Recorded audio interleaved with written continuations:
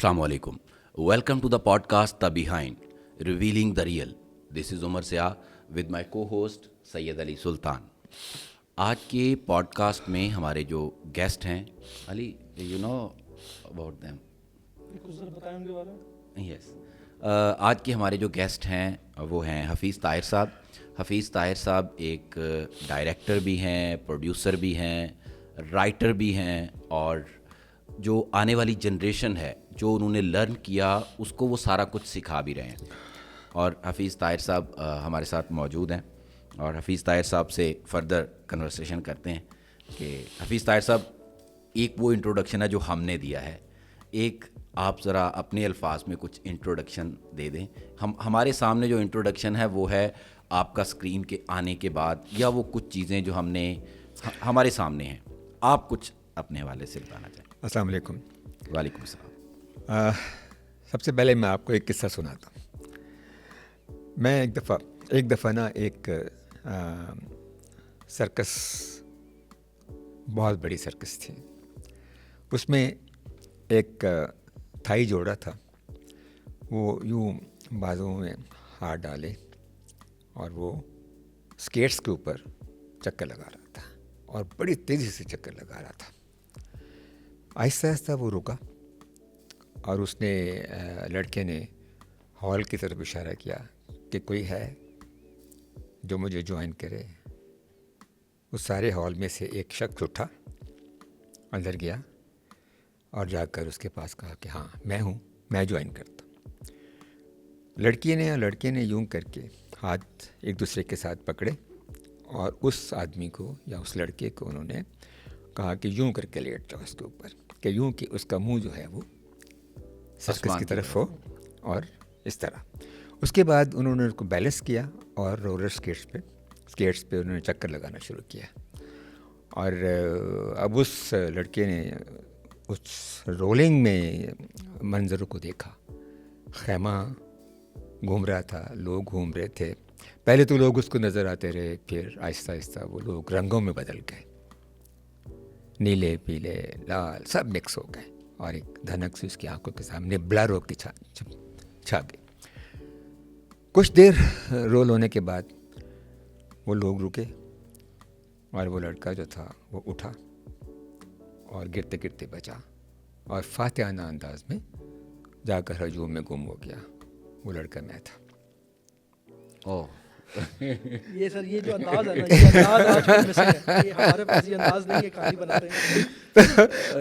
That is मेरी ज़िंदगी बिल्कुल ऐसी ही है कि जैसे मैं स्केट्स पे हूँ और स्ट्रगल में हूँ और घूम रहा हूँ, और एक रॉ करेज है मेरे अंदर जो मुझे पूरी ज़िंदगी में ड्राइव करती रही. बहुत सारे काम ऐसे किए ज़िंदगी में जिनका कोई एक्सपीरियंस नहीं था, कोई तजर्बा नहीं था, but I just jumped in and I swum, thank God. और वहाँ से फिर मीडिया की तरफ आपने कैसे कनेक्ट हुए? बस देखें, ये एक बड़ी कहानी है. मैं जिस घर में पैदा हुआ उस घर में एक भी पक्की ईंट नहीं थी. कंप्लीटली मड हाउस था जिसमें मैं पैदा हुआ. छोटी छोटी उसकी दीवारें थीं.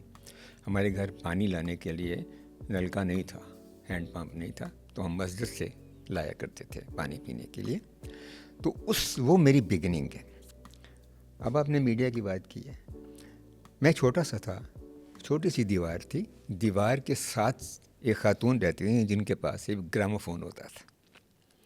उस पर वो एक रिकॉर्ड सुना करती थी.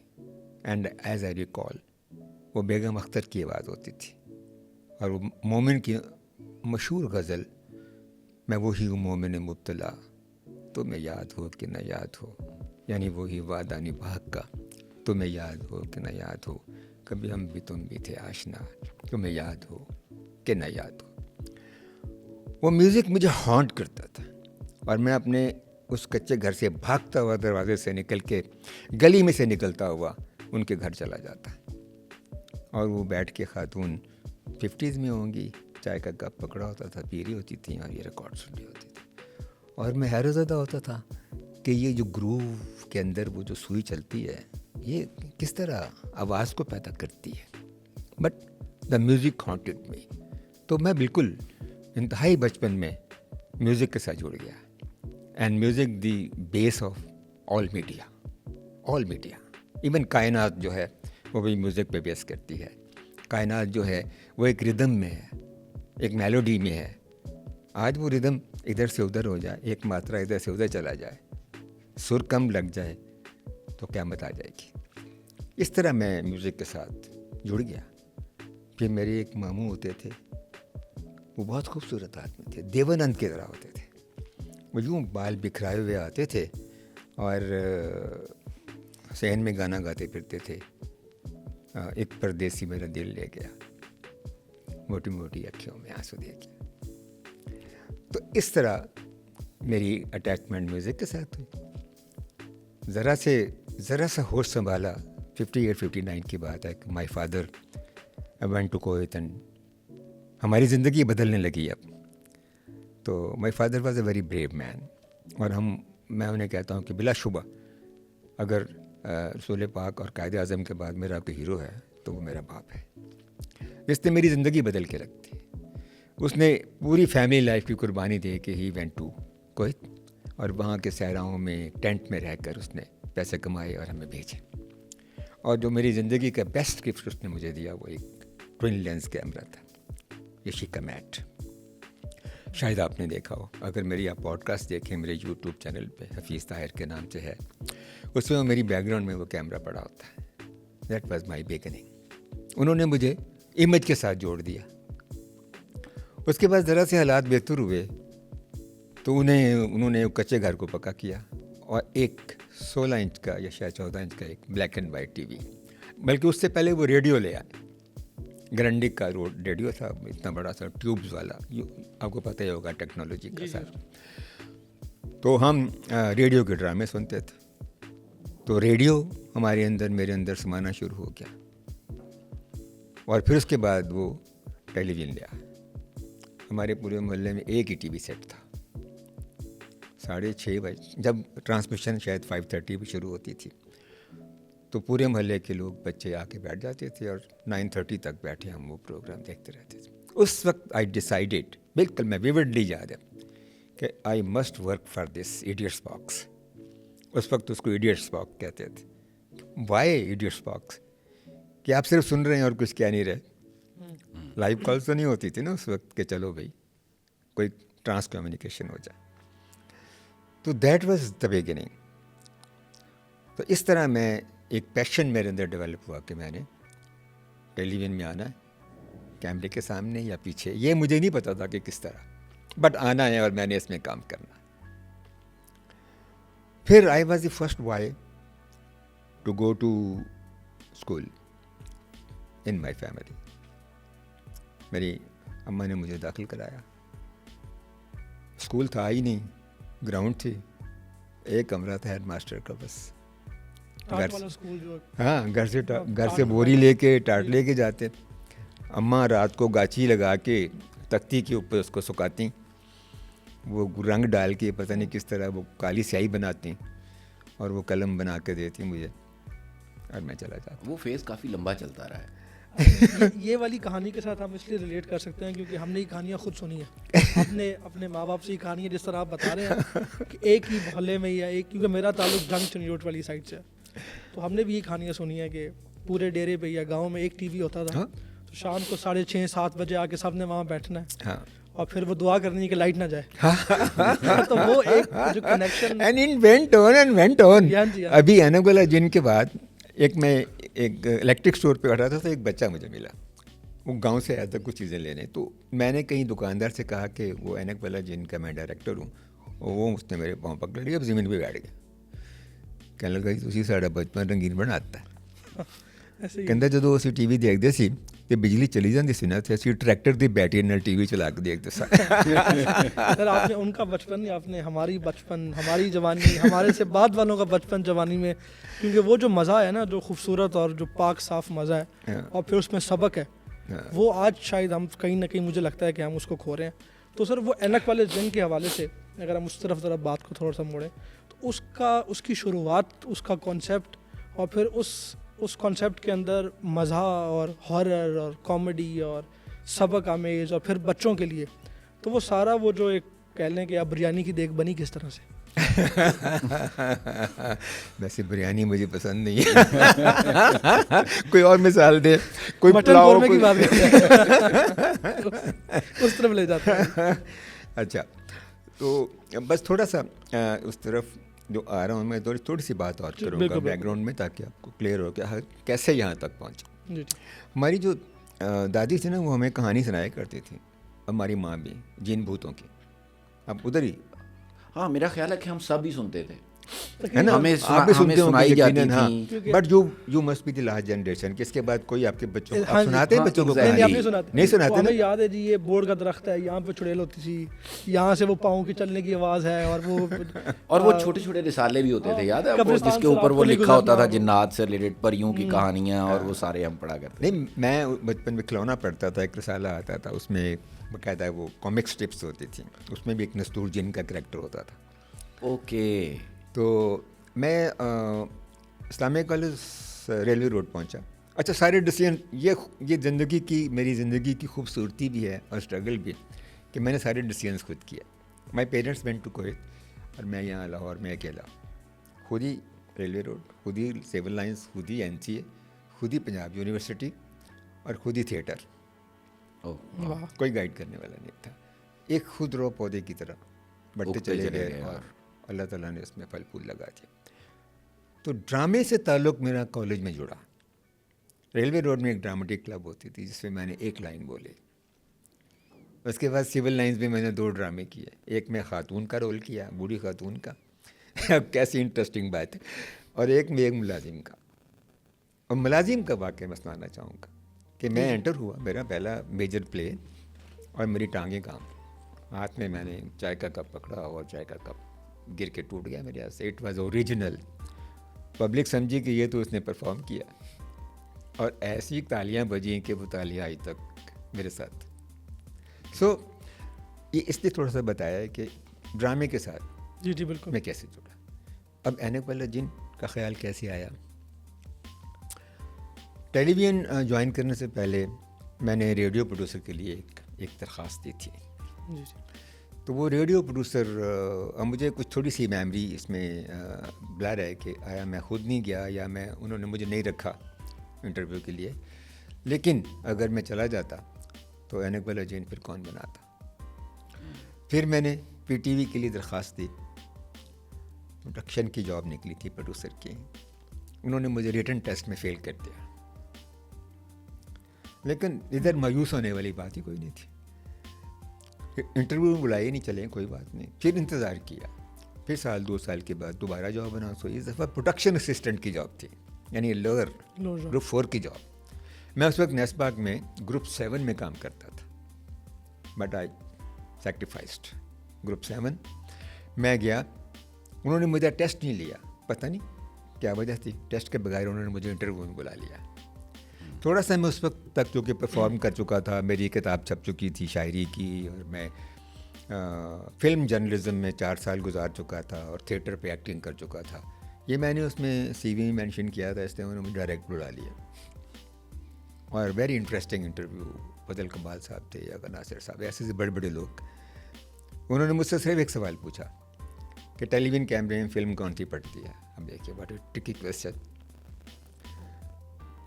मैं जो कि थोड़ा सा पढ़ के गया हुआ था, मैंने कहा जनाब उसमें तो फ़िल्म पड़ती नहीं, उसमें बीम्स होती हैं RGB, और वो पीछे जाके कंबाइन होती हैं और रिकॉर्ड हो जाता है।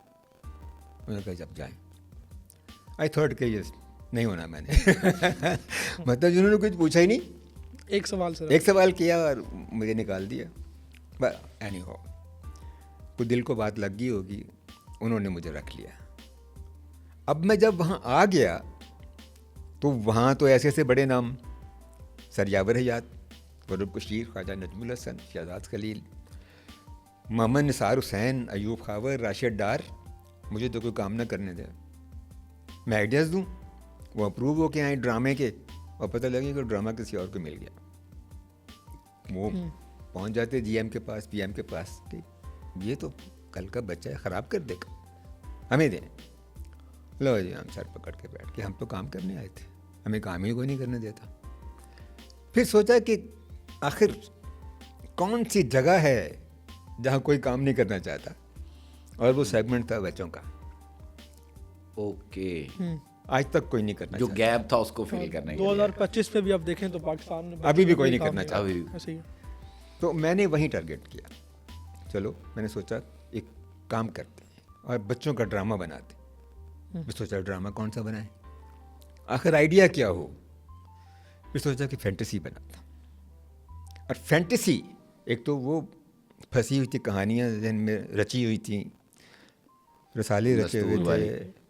फिर मुझे ख्वाब आया करता था, वेरी इंटरेस्टिंग, कि मैं शहर लाहौर के ऊपर उड़ रहा हूँ और मुख्तलिफ जगहों पे जा रहा हूँ, बादशाह मस्जिद के ऊपर से और खंभों के नीचे से और ऊपर से। ये ख्वाब मुझे मुसलसल आता था 2-3 दिन के वक्फे के बाद। फिर मुझे एक बड़ा रोमांटिक ख्वाब आता था कि एक रेनबो है। वो पूरा हुआ कि नहीं हुआ? वो असल जिंदगी में आपने enjoy किया कि नहीं किया? वो एक रेनबो है और मैं इधर से उस रेनबो पे चढ़ रहा हूँ और वो रेनबो जो है दूसरी तरफ से उस लड़की के घर जाती है जिससे मुझे पहली मोहब्बत हुई। और मैं चढ़ते चढ़ते जब वो ख्वाब मेरी आँख खुलती थी तो उस घर तक पहुँचने से पहले मेरी आँख खुल जाती थी। नहीं सर, उड़ना बनता है। Honestly speaking, उड़ना बनता है। लेकिन देखे ना, उसमें भी वो है कि वहाँ पहुँच के आँख खुल जाती है। देखा नहीं, हम देखा नहीं। मोहब्बत है ही कुछ ऐसी। तो ये सारी चीज़ें जहन में थी।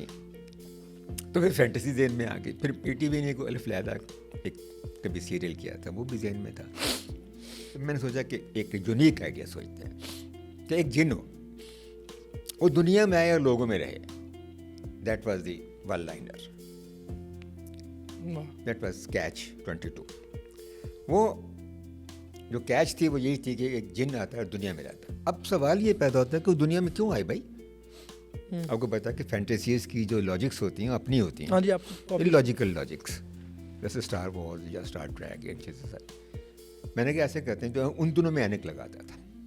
मैंने कहा यार हफीज़ ताहिर वो जिन हो और उसकी नज़र कमज़ोर हो जाए और शहंशाह जिन्नात जो है वो उसको कहे कि बस तुम चले जाओ यहाँ से, बाकियों की नज़रें भी कमज़ोर हो जाएंगी और जाके दुनिया में ऐनक लगवाओ। बस लॉजिक बन गई। ये बड़ी खूबसूरत लॉजिक है। लॉजिक बन गई। It was absurd but you know कि लेकिन जिन आपने भी ऐनक लगाई होती है। वो मैंने फिर आज माजरत किया ना कल को मेरे पे कहानी ना बन जाए ना। तो वो ठीक हो गया। मैंने कहा हाँ ये ठीक है। अब जब यहाँ तक पहुँचा तो मैंने कहानी ड्राफ्ट कर ली, वन लाइनर लिखा, खाका लिखा और फिर सोचा कि इसका नाम क्या। एक दिन मैं वो बाथरूम में मुँह धो के साफ करके तो साथ ही ऐनक रखी हुई थी, पता ही आपको, सिंक के ऊपर। वो मैंने उठाई और आंखों को लगाई और देखा मैं ओ ऐनक वाला चेन। अच्छा, यहाँ पर ना एक बात है। हम बच्चों को जब पढ़ा रहे होते हैं ना, तो पढ़ाते हुए ना एक चीज़ डिस्कस होती है कि सबसे अच्छे आइडियाज़ कहाँ पर आते हैं। Absolutely absolutely. और ये बात वहीं पर आ गई। वो एक प्रोग्राम भी था ना, वो हमारे साथ वाले मुल्क का बाथरूम सिंगर, तो वो हर चीज़ यहीं से आगाज़ होता है। तो इसलिए ऐनक वाले जिनका भी आगाज बाथरूम है ना, नाम जो है वो बाथरूम में आया। जी जी। तो फिर सोचा कि लिखवाएं किससे। अब एक और इशू, आइडिया तो अप्रूव हो गया, यूं करके अप्रूव हो गया। मतलब ऐसा जाना मैनेजर असम नवर साहब माशाल्लाह अभी हयात हैं, उनको भी ये वाक़या याद होगा कि वो बड़े सख्त जीएम होते थे, but he was a true professional. तो उनके मीटिंग में लोग बड़ा डर के बैठते थे कि पता नहीं क्या कह दें और क्या हम पे बीत जाए। तो आइडियाज़ की फ़ाइल निकाल रहे थे, किसी को डांट रहे थे, किसी की तारीफ़ कर रहे थे। मेरे आइडिया पे आके रुके, कहता Hafeez Tahir it is going to click law. I was in. फिर लिखने का मसला आया तो मैंने बड़े अच्छे राइटरों से बात की, असगर नदीम सैयद से या फिर यूनुस जावेद से, यूनुस भट्ट साहब से, लेकिन नोबॉडी, किसी ने हामी नहीं भरी। शायद उन्होंने इसको कोई अपनी क्वालिटी से लो समझा या फिर शायद उन्होंने सोचा कि हम ये लिख नहीं सकेंगे। या शायद मेरा नया ख्याल है जब कि आइडिया लेके आता है ना माजरत के साथ, जब कोई नई चीज़, नई तख्लीक होती है तो लोग उससे थोड़ा सा घबराते हैं कि खुदा ना खास्ता ये इसका होगा क्या होगा। तो शायद इस वजह से भी हो सकता है कि लोगों ने कहा कि भाई है ना, पता नहीं कोई नई चीज़ है, क्या क्या होगा। अच्छा शायद तो फिर मैं बच्चों वाला जो एरिया है हाँ, फिर मैं उसकी अच्छा, अब राइटिंग मैं वैसे भी मुश्किल है शायद, बच्चों वाले एरिया को टारगेट करते हुए उसकी राइटिंग वैसे भी शायद टफ टाइम है। टफ है because you have to become a child, Yes. You know, उनके साथ फिर लिव करना पड़ता है। हम जो कुछ भी लिखें, नावल लिखें, शायरी करें, ड्रामा लिखें, तो हम उस करेक्टर में लिव करते हैं, वो शायद उनके लिए पॉसिबल नहीं होगा। तो फिर मेरे जहन में ए हमीद साहब आए, क्योंकि उनकी किताबें हमने काफ़ी पढ़ रखी थी, अंतनाक, मारिया और ये सारी चीज़ें, और मैं उनके पास चला गया, आइडिया लेके पेश किया। वो काफ़ी खूबसूरत आदमी थे, तो कश्मीरी, आँखें उनकी बड़ी खूबसूरत और थिंकिंग। मैंने कहा जी ये एक आइडिया मैं करना चाहता हूँ। उन्होंने आइडिया पढ़ा और उनकी आंखों में ऐसे चमक आई जैसे कोई पता नहीं कुछ टॉर्च जल गई उनके अंदर। कहने लगे यार ये बहुत अच्छा आइडिया, मैं लिखूँगा। वो जी दैट वाज द बिगनिंग। उन्होंने लिखा और मैंने और मेरी टीम ने इसको दिल से प्रोड्यूस किया, एंड रेस्ट इज हिस्ट्री। वो काम वाकई में दिल से हुआ है। मतलब आप देखें, जिस तरह मैंने पहले कहा कि वो सिर्फ उस जनरेशन के लिए नहीं था, वो हमारे बड़ों के लिए, हमारे लिए, हमारे आने वाले बाद के लोगों के लिए, उनके लिए। क्योंकि जो मज़ा है ना असल में, जो से सवाल निकलता है, जो एज अ उस्ताद जैसा टीचर हमारे जहन में भी आता है कि वो एक पूरा पैकेज था। और कॉमेडी, जिस तरह कॉमेडी पे बात कर रहे हैं, अगर वो कॉमेडी का जॉनरा आप देखें या बच्चों का जॉनरा देखें, उस पर आज भी उस तरह से काम नहीं होता। और जो कॉमेडी आज हो रही है, शायद किसी हद तक वो फैमिली कॉमेडी आप उसको नहीं कह सकते कि किसी हद तक। तो उसमें आपको क्या लगता है कि वो उसकी वजह क्या है कि वो दौर की कॉमेडी जो कि फैमिली भी थी, जिस पे मॉरल भी था, जिसके अंदर सब कुछ था, और आज की कॉमेडी के अंदर वो फ़र्क है क्या आपके मुताबिक? देखिए, बात है शऊर की, कॉन्शियसनेस की और थिंकिंग की। पूरी जो ज़िंदगी है ना, वो आपकी सोच पे डिपेंड करती है कि आपकी सोच क्या है। पीटीवी की सोच थी एक। PTV when it came into being, इसका मकसद अगरचे अल्ताफ़ गौहर ने सदर अयूब खां को ये बताया था कि आपने जो 8-9 साल हुकूमत की है, इसको प्रोजेक्ट करेंगे और अगले इलेक्शन में आप जीतेंगे। मगर उसका जो कॉन्स्टिट्यूशन बना था ना, वो बड़ा ज़बरदस्त था। उसमें इंफॉर्मेशन, एजुकेशन और एंटरटेनमेंट, ये 3 पिवटल चीज़ें रखी थी। और उसकी जो तफसील में, जैसे मिशन स्टेटमेंट वगैरह कहते हैं, जी, उसमें ये था कि ये कल्चर को प्रिजर्व करेगा, रिलीजियस हारमनी पैदा करेगा और कल्चर को प्रमोट करेगा और पॉजिटिव वैल्यूज़ को माशरे में फैलाएगा और करेक्ट इन्फॉर्मेशन देगा। ये जेनेसिस में था, पीटीवी की जेनेसिस में भी और प्रोड्यूसर की जेनेसिस में भी था। इसलिए हम जो काम भी करते थे वो ऑटोमेटिकली ऐसा होता था कि जिसमें सोसाइटी की पॉजिटिव वैल्यूज़ का हमेशा ही ख्याल रखा जाता था। और हम ये सोच के प्रोग्राम करते थे कि this is a family channel, ये किसी एज ग्रुप के लिए नहीं, ताकि अगर कोई भी प्रोग्राम पूरी फैमिली बैठ के देखना चाहे तो वो सुकून से देख सके और उसमें कोई शर्म हो या ऐसी कोई बात ना आए कि अगर बाप है तो बेटी के साथ बैठा होगा तो वो सोचे कि मैं उठ के चला जाऊँ या बेटी उठ के चली जाए। तो इस वजह से कॉमेडी में भी खूबसूरती रखी जाती थी कि उसमें कोई सुक़ियाना ज़ूमानी बात ना हो। बेसिकली आप कह सकते हैं कि उसके अंदर एक ऑब्जेक्टिव था, एक विजन था। हाँ। और वो ऑब्जेक्टिव था कि सोसाइटी के लिए, अपने लोगों के लिए कुछ किया जाए ताकि वो सारे लोग उसको देख सकें। मुझे ये बताएं कि ऐनक वाला जिन वो मैसिव हिट कैसे हुआ? प्रोडक्शन की तो हमने बात कर ली कि उसकी प्रोडक्शन में ये चीज़ें, प्रोडक्शन में एक बात अभी रहती है, हाँ वो बाद में वो करेंगे। जो उड़ना है और वो जो धुएं की कॉन्सेप्ट, क्योंकि हमारे पास तो जी अब पोस्ट है, हम तो उस पर बैठ के सारा कुछ करने के बाद कर लेते हैं, लेकिन वो CGI का ना होना, फिर ग्रीन स्क्रीन, मतलब वो कैसे होता रहा, वो भी पूछेंगे हम आपसे कि वो जो आपकी परवाज़ है वो आपने की कैसे? मैं दोनों बातें आपसे बिल्कुल। अच्छा, प्रोडक्शन की बात अगर करें तो it was a challenge, very swear challenge, क्योंकि इससे पहले कोई पैग नहीं था जी पीटीवी में के पास कैसा काम पहले होगा, कोई एग्जाम्पल नहीं थी जिसको हम फॉलो कर सकते। जी। So I had to carve certain things to make a team. तो एक छोटा सा वाक़या सुनाता हूँ जिससे आपको अंदाज़ा होगा कि क्या मुश्किल थी जब पहला एपिसोड हमने किया और उड़ने की बात जो आप कह रहे जी। हैं, पहले एपिसोड में कार उड़ानी थी शहर लाहौर के ऊपर। अब देखें हमारे पास ना सीजी इफेक्ट है ना हमारे पास एनिमेशन है, कख नहीं, क्या करें। एक क्रोमे का पुराना एक ओल्ड स्टाइल था, उसमें इनोवेशन की, रेड रंग की जीप मंगवाई, उसको स्टूडियो में ब्लू प्लेटफॉर्म पे खड़ा किया और पीछे बड़ा सा ब्लू पीछे उसके होराइजन लगा दिया। 2 दिन एक शिफ्ट मिलती थी और 2 शिफ्टें मैंने यूज़ की और क्रोमा नहीं कट हुआ। और मेरे खिलाफ हंगामा एक हो गया पीटीवी में कि ये डेविड लीन काम कर रहा है, कोई कह रहा है विलियम वाइलर काम कर रहा है, ये कहाँ से आ गया, ये नहीं होना।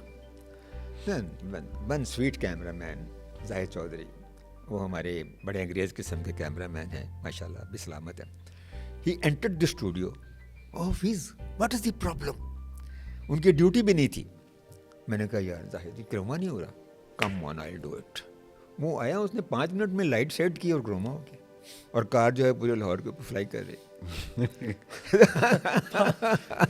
वो मुश्किल बहुत था कि देखें ना, पहले आप मैयर करें, उस तरह का शॉट लेके आए जैसा आपने यूज़ करना है, वो शॉट लेके आए। वो EMI की बिल्डिंग से ऊपर से जाकर। सर असल में रीज़न ये थी, आपने जो ड्रीम देखा था ना, वो आप उससे भी तेज़ी से जाना चाहते थे।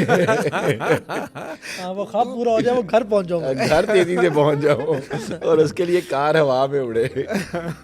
तो इस तरह वो मुश्किल ये हम काम करते थे। वो पैनल होता था, जैसे ये पैनल है, इसके ऊपर 2 कीज़ होती थी, एक होती थी क्रोमा की और एक होती थी लिमिनस की, बस उन्हीं का गेम थी। और तीसरी light had to be 100% perfect. अगर नहीं है तो फिर वो धारियाँ और वो लाइनें आएंगी उसके ऊपर। और जो करना स्टूडियो में करना, ये नहीं पॉसिबल कि आप गलत काम करके लिए जाएं और जाके एडिटिंग में कुछ कर लें। वहाँ उस वक्त एडिटिंग का कॉन्सेप्ट था, पोस्ट प्रोडक्शन का कोई नहीं था। तो ये बात है। और आप क्या पूछ रहे थे इनकी बात? अच्छा यहीं पर एक चीज़ बात, अच्छा ये करैक्टर कैसे डेवलप किए? ज़कूटा, बिल बतौड़ी, ये सारे के सारे करैक्टर कैसे डेवलप किए? और सारे के सारे करैक्टर इंटरेस्टिंग करैक्टर थे। और वो जिनों का स्कूल और उसमें हाँ, वो जिनों का स्कूल और वो बच्चों को पढ़ाना, आंखें कैसी होनी चाहिए। चाहिए। आपकी पहली बात का भी जवाब है, जो आपने दूसरी पहली बात पूछी थी ना इनसे पहले की, कि इसकी मैसिव अपील जो बनी वो कैसे बनी, मैसिव हिट कैसे हुआ है? वो मैसिव अपील इसीलिए बनी कि हमने इस तरह के और चीज़ें सोची, स्ट्रेंज चीज़ें सोची जो पहले नहीं हुई थी। कभी तसव्वुर नहीं था कि कोई कार हवा में उड़ेगी, कोई स्कूटर हवा में उड़ेगा, एक जिन हवा में उड़ रहा हो, नीचे देखेगा वो एक फ्रेम में कि एक आदमी किसी का बैग लेके जा रहा है मोटरसाइकिल पे और जिन उसके ऊपर फ्लाई करता, वो नीचे उतरता, वो बैग छीनता है, वो शौहरत तक पहुंचाता है और वो फिर उड़ना शुरू कर देता। It was very difficult and it is due for every person to see, number 1।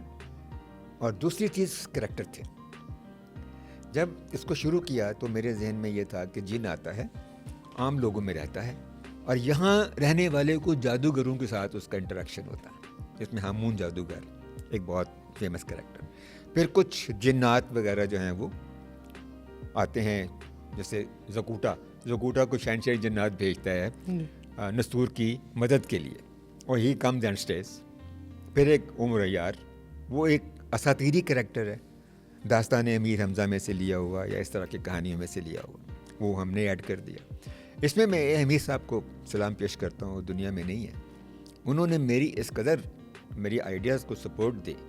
जब हम देखते थे कि ये ज़रा स्टेल हो रहा है और जो किसने आगे जाना था, तो फिर हम उसमें नए करैक्टर ऐड करते थे, राइटर के साथ मिलके डिस्कस करके, और नए ट्रैक्स ऐड करते थे। लाइक जो हमने उसमें एलियंस का एक ट्रैक ऐड किया, यानी एनाकोला जिन was a medieval modern fantasy, जिसमें हमने साइंस फिक्शन ऐड किया। और वो लोग आते हैं किसी सैटेलाइट से और वहाँ पानी की कमी हो गई है, इस तरह की कोई चीज़, कि वो फिर एक बच्चे को अगवा करके ले जाते हैं वगैरह वगैरह, तो वो फिर यहाँ काफ़ी देर स्टे करते हैं। तो ये जो अमेलगमेशन थी ना साइंस फिक्शन की, मेडिवल कॉमेडी की और फ्रेश एक्टर्स की, सर यही वाली फ्रेश आइडियाज़ की, यही वाली बात कि आपने उस पूरे ड्रामे के अंदर नए लोगों को बहुत मौका दिया। हाँ, नए लोग आए, और ये अगर जो लोग पहले से काम कर रहे थे वो उस हिसाब से शायद उस वक्त में इतने नोन फेसेस नहीं थे, तो उनको लेके चलना, वो एक्सपीरियंस, फिर उनको बड़ा बनाना, लार्जर दैन लाइफ, तो वो थॉट प्रोसेस क्या था आपका? ये एक कॉन्शियस डिसीजन था कि अगर मैं किसी मशहूर एक्टर को किसी रोल में रखता, जैसे नस्तूर जिन का रोल है या ज़कूटा जिन का रोल है, तो वो लोग कहते हैं हाँ कभी खान फ़लाँ रोल कर रहा, ओ यार जमील फ़खरी फ़लाँ रोल कर रहा है, यार वो फ़लाँ बड़ा एक्टर, फिरदौस जमाल जो है वो नहीं। मैंने कहा नहीं, अच्छे टैलेंटेड एक्टर लूँगा ताकि जो रोल वो करें वो रोल लोगों को याद रहे और एक्टर याद ना रहे, and that was his success. Okay. किसी को नस्तूर जिन के नाम का बहुत कम पता होगा, ज़कूटा जिन के असली नाम का बहुत कम पता होगा, बिल बतौड़ी के असली नाम का बहुत कम पता होगा, ताकि वो अपना एक करैक्टर बिल्ड हो और वही लोगों के माइंड के अंदर। असल में वही वाली Yes. बात कि किरदार इतना बड़ा है कि वो उसको छुपा गया है कि था कौन, है ना। और अगर एक्टर बड़ा होता तो शायद वो किरदार को खा जाता शायद। हाँ, बिल्कुल। जी एक्टर बड़ा होता तो लोग कहते कभी खान ने नस्तूर का रोल किया है, तो कभी खान को नज़र नहीं आना चाहिए था। इसलिए मैंने बड़ा सोच समझ के बी लाइन में से लोग निकाले जो एक एक सीन करते थे या तीन तीन सीन करते थे, उनको मैंने बुलाया।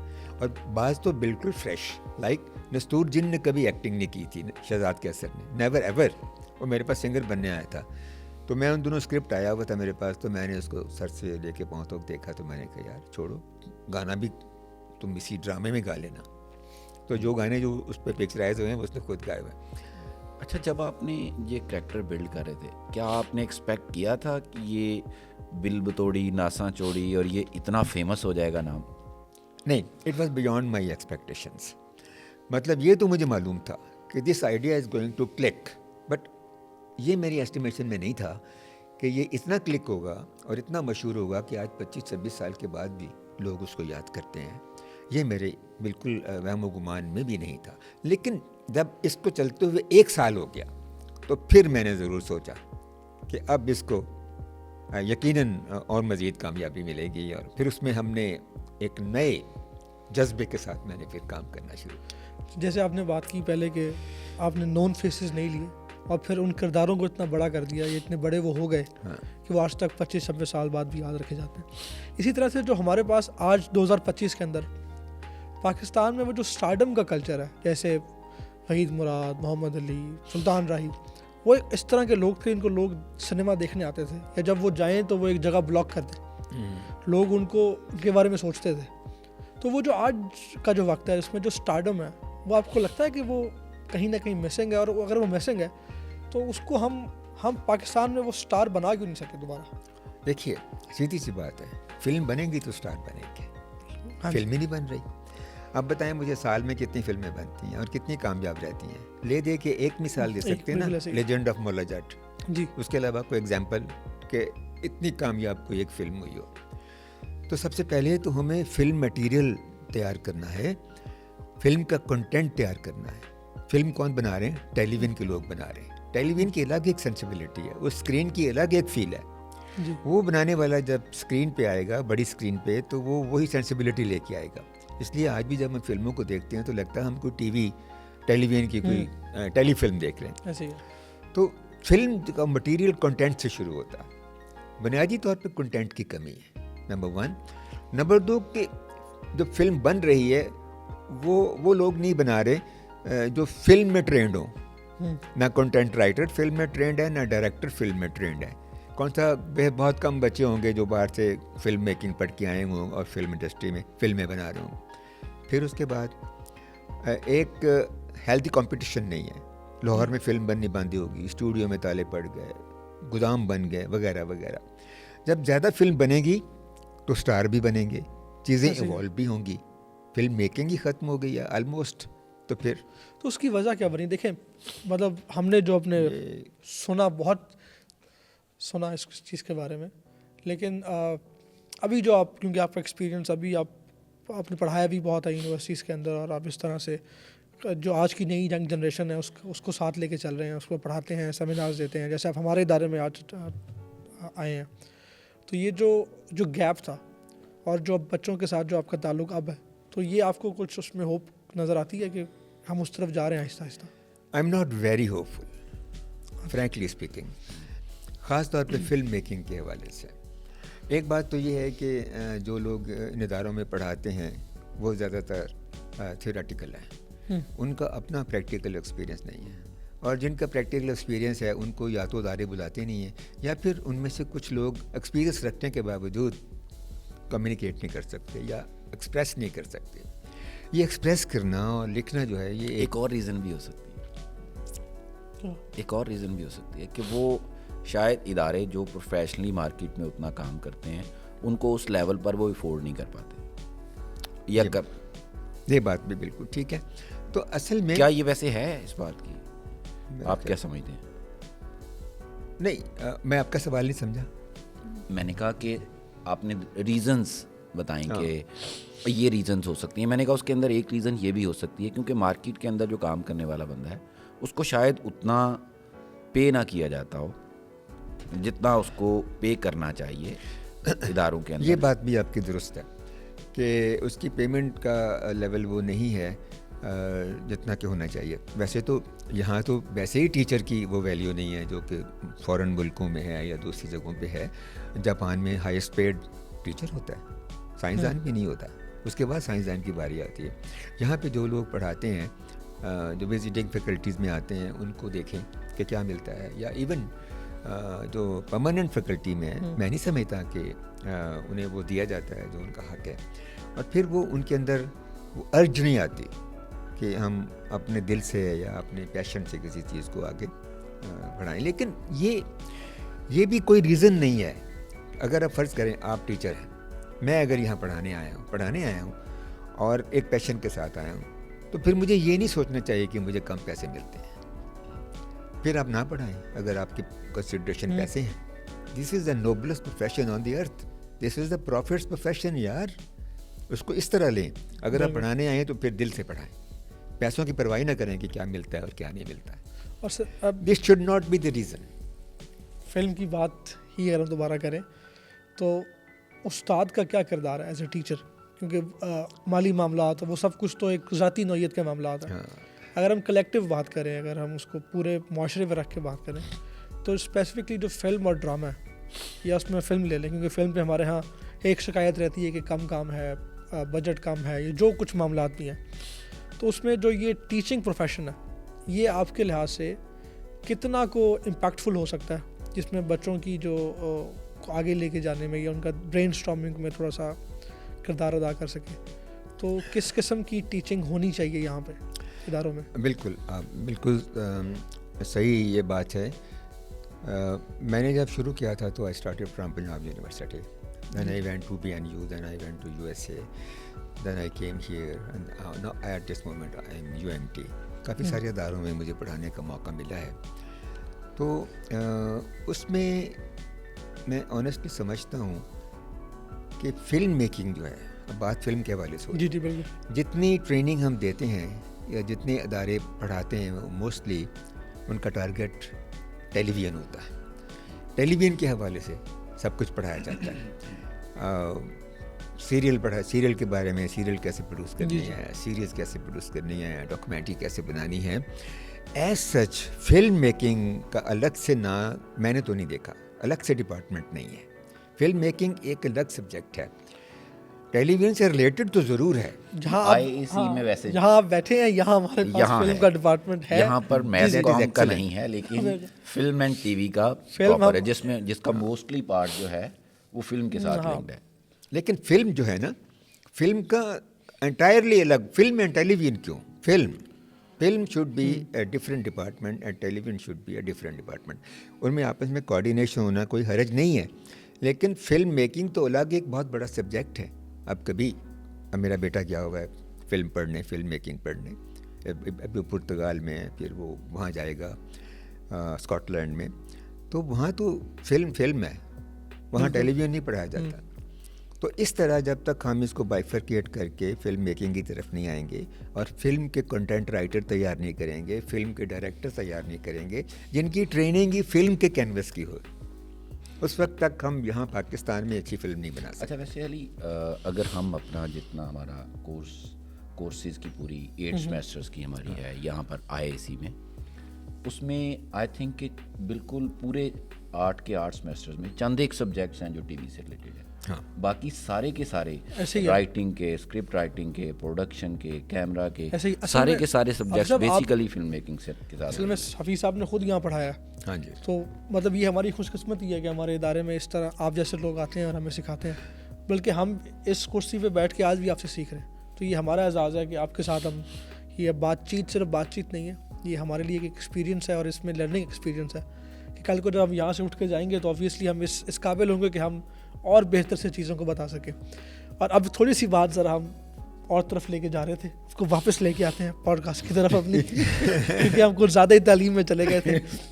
क्योंकि आप उन चंद लोगों में से हैं जिसको ये एजाज़ मिला कि उनको, क्योंकि हमारे यहाँ एक कल्चर है कि हम स्टार्स को जाने के बाद स्टार्स मानते हैं पाकिस्तान में। तो आप उन चंद लोगों में से हैं, अल्लाह ने आपको इज्जत बख्शी कि आपने अपनी ज़िंदगी में प्राइड ऑफ परफॉर्मेंस अवार्ड जीता, और फिर आपने कुतुब भी लिखी, शायरी भी की, गज़ल भी लिखी। तो वो वाला जो एस्पेक्ट है ना, हमें थोड़ी सी आपसे शायरी के हवाले से और पंजाबी शायरी के हवाले से, तो वो कोई दरख्वास्त हम आपसे करेंगे ताकि आप हमें भी सुनाएं। हमारे पहले वो पोइट्री सुननी है जो सर ने कमिट हाँ, की थी जो पॉडकास्ट आपने स्टार्ट पहले होने से कहा, उसकी तरफ, ताकि हमें थोड़ा सा मोटिवेशन मिले। हम उस जोन में भी जाएं कि जहाँ पे हम हमारा रब्त बने शायरी के साथ, और हमारे स्टूडेंट्स का बने और देखने वालों का बने। हाँ, उससे पहले आपके उस सवाल का जवाब देता हूँ जी। कि ज़िंदगी में Pride अवार्ड of मिलने Performance, चाहिए जी, और कॉग्निशन मिलनी चाहिए। तो हमारे दोस्त हैं मुंसर हुसैन तारड़ साहब, जी जी वो मेरे फ़नकार भी रहे हैं, मैं उनका प्रोड्यूसर भी रहा हूँ। जी। तो वो कहा करते हैं कि अगर मेरे मरने के बाद मुंसर हुसैन तारड़ का एक बुत चेरिंग क्रॉस में नस्ब कर दिया जाए तो उसका मुंसर हुसैन तारड़ को कोई फ़ायदा नहीं। ऐसे ही है। जितनी भी आपने रिकॉग्निशन देनी है वो आर्टिस्ट को ज़िंदगी में दें। बिल्कुल। तो I am one of the luckiest, thank god, अल्लाह की माशाअल्लाह। मेहरबानी से मुझे ज़िंदगी में मिल गया। अब शायरी की तरफ आते हैं। जी जी, तो पहले मैं आपको वो गज़ल सुनाता हूँ जो मैंने आपसे वादा किया था। बहुत शुक्रिया जी। देख लेता है मगर वो मुस्कुरा देता नहीं, देख लेता है मगर वो मुस्कुरा देता मगर वो नहीं। मुस्कुरा देता नहीं, ख्वाहिशें देता है लेकिन हौसला देता नहीं। वो अजब मुनसिफ है, मुझको रोज़ करता है तलब, मुझ पे इल्ज़ामों का लेकिन फ़ैसला देता नहीं। वाह।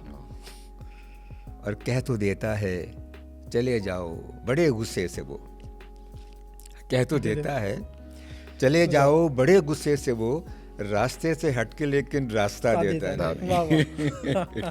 कह तो देता है चले जाओ, बड़े गुस्से से वो रास्ते से हट के लेकिन रास्ता देता नहीं। और वो खुदा की बात करता है झुकाने के लिए, मुंतज़िर हूँ मुझको अपना वास्ता देता नहीं। वाह। और आओ हम सब मिलके ताहिर जंगलों में जा बसें, शहर में कोई किसी को रास्ता दे देता नहीं। वाह वाह। ये गज़ल है। शहर में कोई किसी को रास्ता देता नहीं। देता है।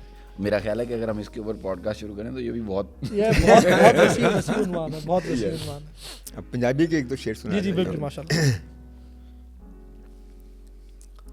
नींदर दे विच राती उठ उठ तेरे घर वल जावां, नींदर दे विच राती उठ उठ तेरे घर वल जावां, लोकी कहंदे मेरे सिर ते परियां दा परछावां। ओ खुशबू सी ओनू लै गए तेज़ हवा दे बुले, करदी कंध विच उग्या बूटा अड अड रह गया बावां। हसदे हसदे ओदे अथरू मेरी अख तिकाए, उच्ची थां दे बदल आके बसे नीवियां थावां। लड़दा पिड़दा रहिंदा सां मैं प्यो बणिया ते सुजा, प्यो ते निक्का रब्बे ताहिर मावां ठंडियां छावां। वाह वाह। अच्छा ये पंजाबी ਦਾ ਖਿਆਲ ਕਿੱਦਾਂ ਆਇਆ ਜ਼ੇਨ ਕਿ ਕਿੱਥੇ ਡਾਇਰੈਕਸ਼ਨ ਪ੍ਰੋਡਕਸ਼ਨ ਔਰ ਫਿਰ ਉਸ ਤੋਂ ਬਾਅਦ शायरी ਵਿੱਚ ਹੀ ਪੰਜਾਬੀ। ਸ਼ਾਇਰੀ ਦੇ ਵਿੱਚ ਪੰਜਾਬੀ।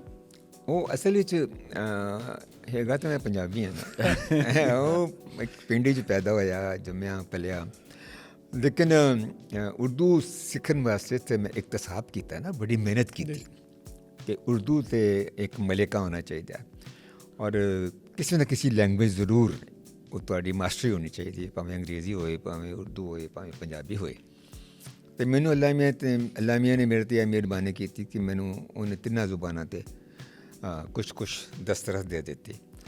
तो उर्दू मैं बहुत देर तो 8वीं जमात तो लिखता पिया, तो फिर एकदम मैनू एहसास होया कि यार ते पंजाबी का भी तो मेरे ते को हक है कि नहीं, मादरी बोली माँ बोली।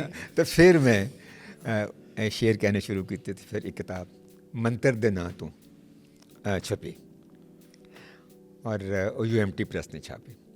फिर 2 किताबें उर्दू दियाँ 8वां रंग और ज़ेर ज़मीन, और एक नावल मंजिल मंजिल, जैसे वो अवार्ड भी मिला पाकिस्तान राइटर्स गिल्ड की तरफ से, बेस्ट फिक्शन का अवार्ड मिला। तो ये एक मेरी अभी ये सफ़र तो जारी है जब तक ज़िंदा है। अभी पिछले दिनों एक गज़ल बड़ी मज़े की लिखी, उसके 2-3 शेर आपको सुनाता हूँ ज़रूर, कि वो भी आपके नौजवानों को बड़े अच्छे लगते हैं ऐसे शेर। तो वो ऐसा है आप यानी कि जेनजी का ख्याल रख रहे हैं। बेवफाओं के नगर में खुशगुमा रहता था मैं, बेवफाओं के नगर में खुशगुमा रहता था मैं, आसमां सा हो के ज़ेरे आसमां रहता था मैं। एक लड़की थी जो उड़ती थी हवा के साथ साथ, एक लड़की थी जो उड़ती थी हवा के साथ साथ, एक पुराने घर की छत पर शादमा रहता था मैं। सर आप बहुत तेज हैं। पहले खुद उड़ के जाते थे, अब लड़की को उड़ाना। और इस पे हम ज़्यादा वाह भी नहीं कर सकते। अगर हमारे घर वालों ने देख लिया तो वो पूछेंगे भाई। अच्छा सर, कुछ क्वेश्चंस हैं वो मेरे माइंड के अंदर मुसलसल क्लिक कर रहे हैं, इसके बाद हम अपने पॉडकास्ट को एंडिंग की तरफ लेकर जाते हैं। बच्चों का कंटेंट हमेशा से, 1 मिनट, वो तो बात रह गई कि आपने इसके अलावा क्या किया। इसके अलावा क्या? हाँ, yes, वो yes, ज़रूरी yes, है, yes. वो ज़रूरी है। ऐनक वाला जिन के अलावा और क्या क्या और क्या क्या किया, क्योंकि असल में आपका वो जो है ना पर्सोना है, उसके अंदर वो बहुत बड़ी एक लाइट है, तो उसके अलावा आपने और क्या क्या किया वो ज़रूर बताइएगा। बस वो ऐसे है कि पाकिस्तान टेलीविज़न ने मेरे पे बहुत ट्रस्ट किया और मुझे बड़े बड़े प्रोजेक्ट करने के लिए दिया है। मसलन उस ज़माने में नीलामगार एक बहुत बड़ा प्रोजेक्ट था, बिल्कुल, वो मैंने कई साल उसको डायरेक्टर प्रोड्यूस किया। फिर मैंने जैसे कहते हैं बालगों के लिए भी ड्रामे किए। 3 सीरियल्स मेरी बड़ी पॉपुलर हुई, अम्मा, आग और रोग। और अम्मा में तो मुझे PTV ने 6 लाख रुपए का इंसेंटिव अवार्ड दिया था। तो इस तरह, और फिर शोज़ की बात करें तो मैंने यानी पाकिस्तान टेलीविज़न का सबसे बड़ा शो अवार्ड शो होता था, मैंने वो भी डायरेक्ट और प्रोड्यूस किया। फिर म्यूज़िक के बेशुमार प्रोग्राम किए, classical, semi classical, light, pop, हर तरह का काम किया, और उसमें भी मेरी नॉमिनेशंस हुई। PTV के मुझे 6 अवार्ड मिले और ग्रेजुएट अवार्ड 2 मिले, और इसके अलावा जो प्राइवेट सेक्टर से मिले हैं वो इतने मिले कि वो मेरी बेटी उठा के अपने घर लेगी, बाबा आपने इतने क्या करने। So that was my performance, जिसका सिला अल्लाह ताला ने प्राइड परफॉर्मेंस की शक्ल में दिया। ये अच्छा सर, मैं अपने क्वेश्चन को कि बच्चों का कंटेंट जो है, हम एंडिंग की तरफ हैं, लास्ट क्वेश्चन कि हम बच्चों का कंटेंट हमेशा से ज़रूरत रहा है। अब भी हमारे बच्चे जब कंटेंट देखने लगते हैं तो उनको कोई कंटेंट देखने को नहीं मिलता, वही उनको मोटू पतलू और वो इस तरह की चीज़ें उनको देखने को मिलती हैं, और वहीं से वो उसी तरह की चीज़ें लर्न कर रहे होते ये हैं। हमने अपना टॉम एंड जेरी क्यों नहीं बनाया, Yes. ये बड़ा एक तो सवाल है। अब क्यों नहीं कंटेंट उसके बाद क्रिएट हुआ? एक आपने मास्टरपीस तैयार किया, उसके बाद उसके अंदर इम्प्रूवमेंट होनी चाहिए थी, फर्दर ज़्यादा इम्प्रूवमेंट के साथ मज़ीद प्रोजेक्ट्स लॉन्च होते जो बच्चों के लिए बेसिकली कंटेंट होता। देखें, उसके अंदर कॉमेडी है, उसके अंदर लर्निंग है, उसके अंदर बच्चों के इंटरेस्ट के लिए ड्रीम्स हैं, लर्निंग है, यानी कि ईच एंड एवरी पर्सपेक्टिव उसके अंदर कवर होता है। अब भी हम उसको देखते हैं तो हम उसको इंजॉय कर रहे होते हैं। तो व्हाट डू यू थिंक कि वाई अब जो है सिचुएशन, अब उस तरह कंटेंट क्रिएट क्यों नहीं किया जाता, उसके अंदर मज़ीद अपग्रेड क्यों नहीं काम हुआ? देखिए, इसकी काफ़ी सारी वजूहत हैं, लेकिन 1-2 की बात करते हैं। पहली बात तो ये है कि सब लोग कहते हैं कि बच्चे हमारा मुस्तकबिल हैं, ठीक है, ये हमारा फ्यूचर है, हर पॉलिटिकल लीडर कह रहा होता है, हर दानिश्वर कह रहा होता है, लेकिन प्रैक्टिकली इस काम के लिए कुछ भी नहीं होता। सबसे पहले तो एजुकेशन सिस्टम ही नकारा है बच्चों के लिए। बच्चों को जो कुछ पढ़ाया जाता है वो बच्चों में क्रिएटिविटी बिल्ड ही नहीं करता। ना उनको कहानी की तरफ लेके आता है, ना उनको कंटेंट की तरफ लेके आता है।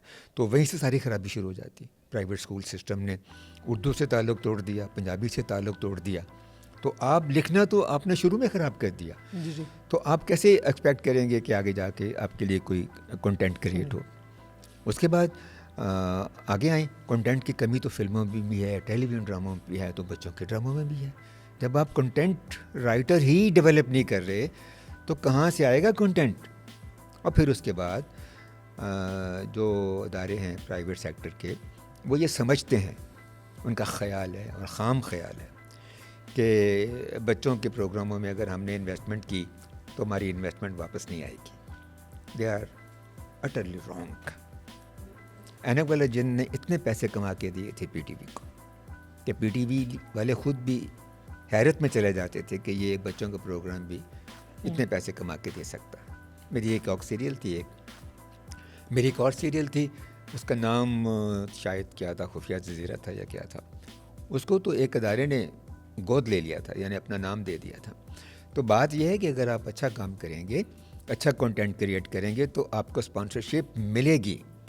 इतनी सारी स्पॉन्सरशिप है, इतनी मार्केट है बच्चों की प्रोडक्ट्स की, वो भी बड़ों को ड्रामों को सपोर्ट कर रहे होते हैं, स्पॉन्सर कर रहे होते हैं। अब ये अलग बात है कि वो जो ड्रामे जिनको वो सपोर्ट करते हैं वो ड्रामे कैसे हैं, इस पे अलग आप एक प्रोग्राम कीजिएगा मेरे साथ। असल में इसी तरह से ना, क्योंकि ये मेरा ख्याल है इसको समेटना थोड़ा मुश्किल है, बहुत से पहलू हैं, लेकिन कोशिश करते हैं। एक आखिरी सवाल और फिर हम आपसे, क्योंकि इसको समेटना थोड़ा मुश्किल है क्योंकि इतने ज़्यादा पहलू हैं, इतने ज़्यादा एंगल्स हैं, क्योंकि आप सिर्फ मतलब पूरा एक्सपीरियंस है, पूरी किताब है, तो उसको उसके साथ जस्टिफिकेशन करना ना हमारे वो बस की बात है। लेकिन उसको फिर भी हम एक ऐसी चीज़ जो लोगों अगर आप बताना चाहें, जो आपके बारे में हर आदमी नहीं जानता, या वो आप कह लें आप आदत, बाकी सब लोगों ने आपको एज अ डायरेक्टर देखा, प्रोड्यूसर देखा, राइटर देखा, लेकिन एक ऐसी चीज़ अगर आप बताना चाहें जो आपने शायद पहले ना बताई हो, या जो चीज़ अभी तक छुपी रह गई आप में, जिसको आप चाहेंगे कि आप लोग उसको और जाने आपके बारे में। वैसे तो मेरे इतने इंटरव्यूज़ हो गए हैं कि शायद ये कोई बात रह गई हो जो मैंने ना बताई हो या ना पूछी गई हो। लेकिन एक चीज़ जो मैं सबसे कहना चाहता हूँ डायरेक्टर्स को, प्रोड्यूसर्स को, वो मैं ज़रूर कहूँगा, वो ये है कि ये काम जो है ना, ये काम पैशन, रिजिलियंस और कंटिन्यूस एफर्ट का काम, इसको आप इजी नहीं ले सकते। प्रोडक्शन को आप इजी नहीं ले सकते। यू सी, प्रोडक्शन क्या है? क्रिएटिंग अ न्यू वर्ल्ड जो एग्जिस्ट नहीं करता। आप एक ऐसी दुनिया बना रहे हैं जो रहती है ही नहीं। आप अपने ख्याल की दुनिया बना रहे हैं, मैं अपने ख्याल की दुनिया बना रहा हूँ, आप अपने ख्याल की दुनिया बना रहे हैं, और फिर ये भी सोच रहे हैं कि आपके ख्याल की दुनिया दूसरों की ख्याली दुनिया से मैच कर जाएगी और हिट होगी। ये कोई आसान काम है? तो आप इसकी थिंकिंग से लेकर thinking of novel ideas and to the novel production, ये एक प्रोसेस जो है ये कंटिन्यूस पैशन, कंटिन्यूस सब्र, पेशेंस और रेजिलियंस मांगता है। ये बात मैं आपसे जो कर रहा हूँ, ये सबसे अहम बात है। बाकी मेरी ज़ाती ज़िंदगी जो है वो मैं अपनी ऑटोबायोग्राफी लिख रहा हूँ, वो पढ़िए इंशाल्लाह। बहुत शुक्रिया जी, ये हमारा एजाज़ है कि आप हमारे पास आए, और जिनों से लेके इंसानों तक, इंसानों से लेके परियों तक, और परियों से लेके फिर वापस जिनों तक का सफ़र हमारा बड़ा बहुत शुक्रगुज़ार हैं जी हम उसके लिए, और बहुत शुक्रिया जी। अल्लाह करे आप एक और जिनको नहीं इसी एक हफ्ते में नोट पे और एक अच्छे अंदाज में देखते रहिए द बिहाइंड, और हम मिलते हैं आपको नेक्स्ट पॉडकास्ट में। शुक्रिया।